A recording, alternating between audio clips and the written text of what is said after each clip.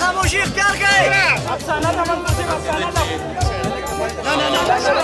که تاسو ګزاره وکړئ دا اوس هم ټولې ټولې خالي پرتې دي، دا پروګرام نور هم ښکلی کېدی شي. شعرونه مو که داسې وي نو زما په خیال باندې دا پروګرام بیا سلام دی.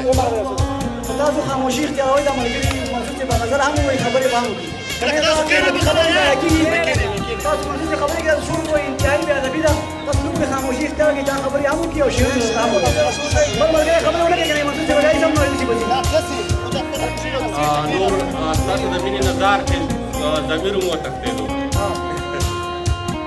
داسې دی چې لږ خاموشي که تاسو اختیار کړئ، دا کرسۍ هم ټولې خالي پرتې دي، هلته به ولاړ وئ.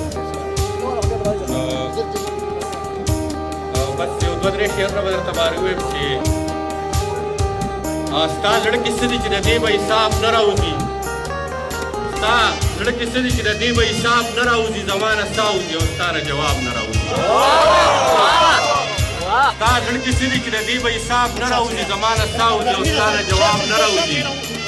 ستا په سر دار ته چې ختلي دي څوک نه پوهېږي، ستا د قربانه په اسانه ګلاب نه راوځي.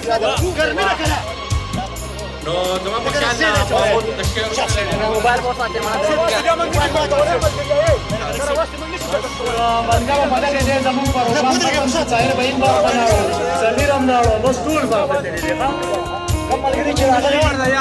زمونږ